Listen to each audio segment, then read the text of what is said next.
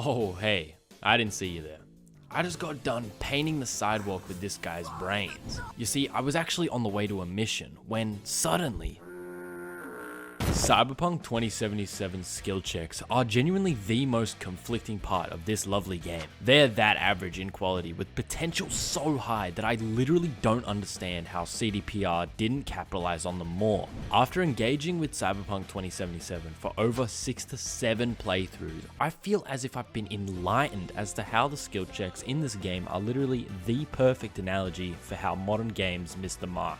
There's a lot of different skill checks in Cyberpunk, ranging from a simple fence opening all the way to mogging so hard that you can intimidate your way through a plethora of encounters. But not all, and that's something you need to remember.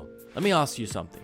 When you're able to eviscerate max tack with your 20 body, 20 reflex build, and then speed over and lose the cops in a matter of minutes, but you can't open a simple fucking fence because of your technical ability, how does that make you feel? Most people I've talked to despise this feeling dissonance that runs rampant throughout Cyberpunk. But I believe it's not all bad. And that's what we're gonna get into.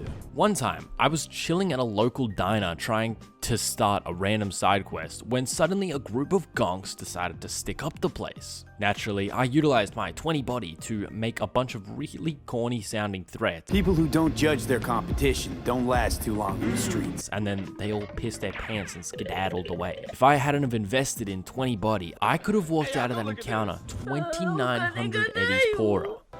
But because of my actions, I was able to feel like a badass. That type of feeling is one of the best things that gaming can bring you, in my opinion. It's just like those games where you save a random NPC in the corner of the map and they appear to help you way later down the track. And it does something even more important behind the scenes. It enables you to trust the developers in new, profound ways. I was able to use my 20 body for intimidation in this encounter, so what else do they have in store for me?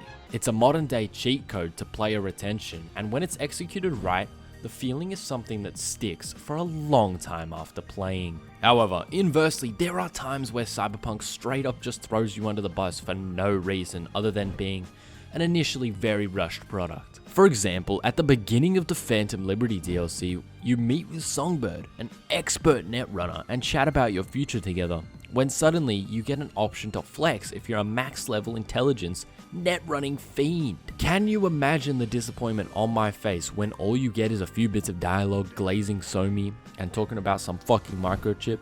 Just imagine the netrunning players getting an entirely different start to Phantom Liberty, where instead of chatting to Somi, you resist her shutting down Johnny, and you and Johnny work together to complete Dog Eat Dog. It might need some narrative bending to work, but it would give the two demographics completely different routes and enhance the replayability and feeling of the game. Skill checks should be a time to cater to the players who wish to play a certain way through unique parts, interesting, fun-feeling first opportunities, and path-exclusive content. However, it's only played like that sometimes, which directly tells us, the consumers, exactly what modern gaming is afraid of. Skill checks are not inherent to Cyberpunk. There are a plethora of games that do it and do it way better. However, I believe that the game with by far the best utilization of this mechanic would have to be Baldur's Gate 3. Throughout Baldur's Gate 3, there's not a single action or skill check you can take that doesn't meaningfully impact something. Unironically, my favorite example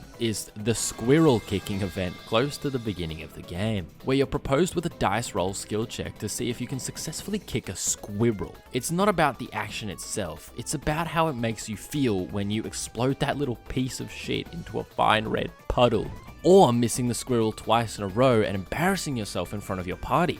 This is the simplest little event that promotes so much emotion no matter what happens. This is what Cyberpunk gets right and wrong at the exact same time. In Cyberpunk, there are so many little dialogue choices and actions that make you feel badass, intelligent, and like your meta progression choices have an impact. And then right as the cherry is delicately being placed on top of the feeling cake, some random fucking fence slides into the cake and splatters it all across the floor. I love Cyberpunk 2077 so much, and as I've said, I've clocked about 7 playthroughs. I played every build, I've seen a lot of these skill checks, and I just want to clarify that this video is not a hit piece. It's a celebration of games that I love, a discussion on how they can be better, and a post-game interview as to how they ended up the way they did. Please subscribe. So there's two main aspects of development that drove Cyberpunk into the state that it's in now. Crunch culture and a fear of resource entrustment. What the fuck does that mean? From the outset, let's discuss crunch culture.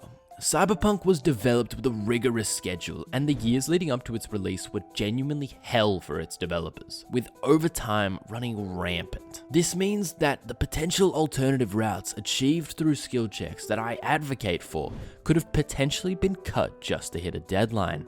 And I think that's acceptable given the circumstances surrounding the release, but of course, let me know what you think.